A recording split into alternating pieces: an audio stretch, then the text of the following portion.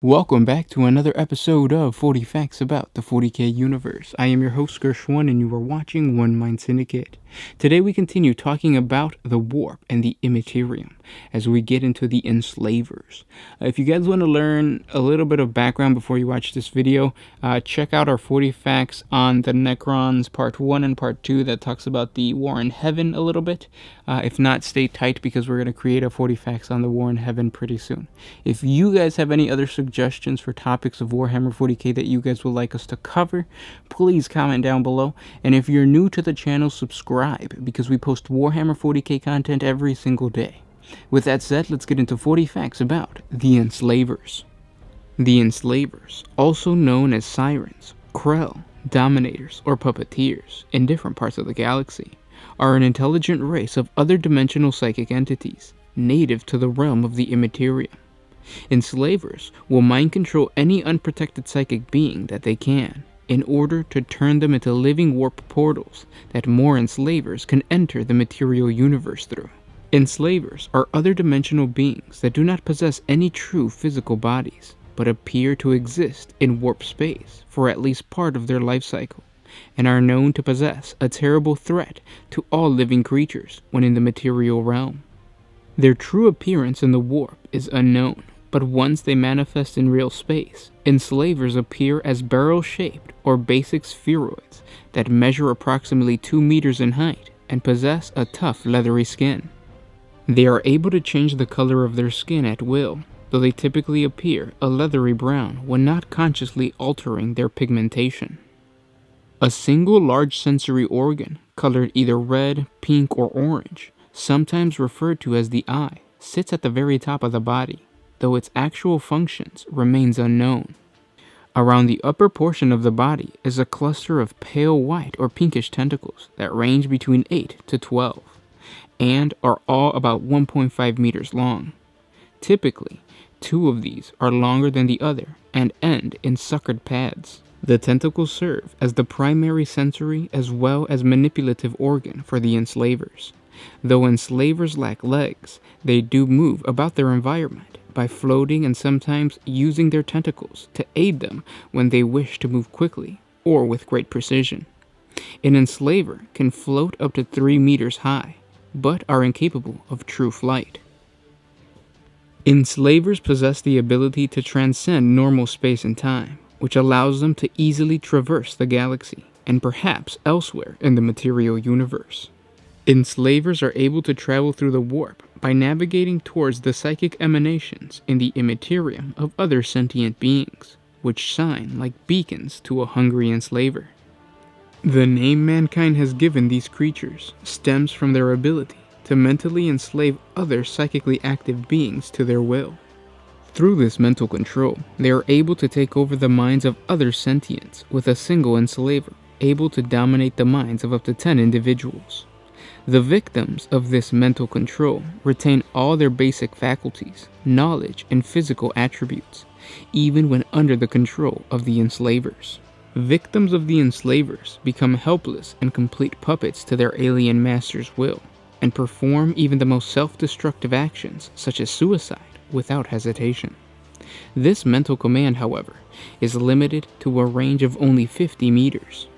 If the dominated individual moves more than this distance away from the position of the enslaver in real space, he or she will be free of the creature's psychic control. Their attraction to the minds of psychers dictates the movements of the enslavers through the warp into real space, as they are naturally drawn to the potent and easily traced psychic emanations coming from unprotected human psychers. Human psychers have potent minds, but often lack the training or the mental control maintained by more refined psychic species, like the Eldar, which allow them to prevent enslaver assaults. The psychic emanation of powerful and newly emergent human psychers can be detected by the enslavers as far away as 10 light-years in real space. When such a potent potential source of psychic energy is detected within the warp, 3 enslavers often merge into a predatory group to create a mental bond with their prey. Victims of enslaver attack are often unaware of the enslaver's control over their actions, but in time, gradual changes are forced upon their body's biochemistry. Soon after the enslavers have dominated their mind, a victim often becomes lethargic and tired. Their skin will become discolored, and approximately 50 to 75 hours after the enslavers secured effective control over the victim's psychic mind, their physical form will swell as their body tissues deteriorate and reform into an organic warp gate of ruptured pulsing flesh. The trio of controlling enslavers will then travel between the immaterium and real space through this gate without restrictions. Once in the material world, the creatures begin to enslave more psychers, who are turned into similar gateways that permit more trios of enslavers into real space. Upon the death of an enslaver-possessed psyker, the body is destroyed, and the enslaver or trio of enslavers emerge into the psychic world, the psychers having served its purpose as a gateway into the material realm for the creature. On a world with many psychers, the population of enslavers can quickly grow geometrically through this process. The magi biologists of the Adeptus Mechanicus and the Inquisition have been unable to determine if the enslavers are actually sentient beings. Though they seem to be capable of concerted group efforts and of carrying out complex plans in a manner that would suggest true intelligence, enslavers have never communicated with any other sentient race. Whether this is because they are incapable of doing so, or simply see little point in it, is unknown. In addition, enslavers have never been observed to make use of tools or any other form of technology.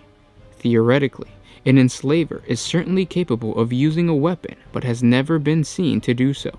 Instead, manual labor, when deemed necessary to carry out their mysterious goals, is conducted by their psychically dominated slaves. Enslavers are slightly larger than a grown man. However, other size ranges are possible. These Xenos have sack-like bodies which contract with their movement and are almost completely transparent. The front of the enslaver is recognizable by the numerous tentacles originating from the interior end of the organism and extending down to the posterior surface of the creature's body. The face of the enslaver is an arachnid-like visage with numerous eye holes of different sizes. An enslaver also has the ability to phase in and out of the materium, as it manifests from a possessed psyker's host body. The creatures possess the mind of a psyker as a demon would, yet enslaver-possessed psykers do not show any outward sign of possession as their demon-infested counterparts usually do, until they begin to transform into living warp gates. Instead, enslaver-controlled psykers work clandestinely and subconsciously to further the enslaver's own end, which is ultimately always the possession of other psykers to allow the passage of more enslavers into the material universe. Unlike demons, enslavers can also physically enslave or possess non-psykers, whose minds they can consume, furthering their own power and allowing for the control of more potential slaves. Eventually, with enough enslavers in one place, or with one enslaver of extraordinary power, it may be able to psychically control an entire hive city and then spread across the planet. Once this geometric expansion of the population of enslavers occurs, the only remaining resource to stop the spread of the infestation is for the imperial authorities to issue an order of exterminatus against the affected imperial world. Despite the virus-like actions and considerable threat this species represents to the Imperium of Man, the enslavers cannot possess sanctioned psykers as easily as unsanctioned or renegade psykers, due to the preparation and training their minds have undergone, and their soul binding to the Emperor of Mankind, which strengthens their mental discipline. An enslaver can be overwhelmed if not enough psychic minds are present, as it will have too many minds to try and assimilate at once. Unfortunately, the immunity to enslaver attack that sanctioned psykers possess is temporary, and if enough pressure is brought to bear upon one's mind, he or she will break and become a pawn of the enslaver. Even so, the resistance of a sanctioned psyker would be great enough that the psyker and any companion would have a short window of time in which they could mount a physical attack upon the creatures or its possessed host. The enslavers had their most profound impact on the galaxy in a catastrophic event known as the Enslaver Plague that occurred some 60 million standard years before the present. As a result of the tactics employed in the War in Heaven that was fought between the Old Ones and their psychic servant races and the Necrons, the Immaterium became greatly destabilized, and a rush of enslavers into the physical universe through the living gateways provided by the minds of the Eldar and other psychic servant species of the Old Ones occurred. The Old Ones were ultimately wiped out or fled the Milky Way galaxy as the enslavers assaulted their strongholds. Intelligent life in the galaxy almost became extinct as a result of this assault and the red harvest of the Necrons. This includes all the intelligent living beings that the Catan had once used as food, so the Catan went into hibernation, along with their Necron armies, on the Necron tomb worlds to wait for the galaxy to become repopulated with large populations of newly evolved intelligent life. The Inquisition's Ordo Malleus and Ordo Xenos both have an interest in combating enslavers due to their origins in the warp and their existence as an intelligent alien species. Numerous enslavers were encountered by the Inquisition forces in Scintilia's system in the Calyx sector in the year 260 of the 41st millennium and subsequently destroyed. Further evidence reveals that the creatures were embedded within the renegade psychic smuggling ring, headed by the most powerful criminal organization of the Calyx sector.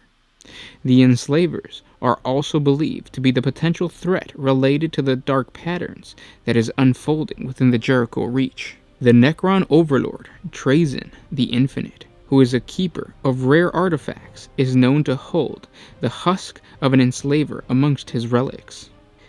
By the time of the Age of the Imperium, the origins of these creatures are largely unknown to mankind and remain a complete mystery to the Imperium.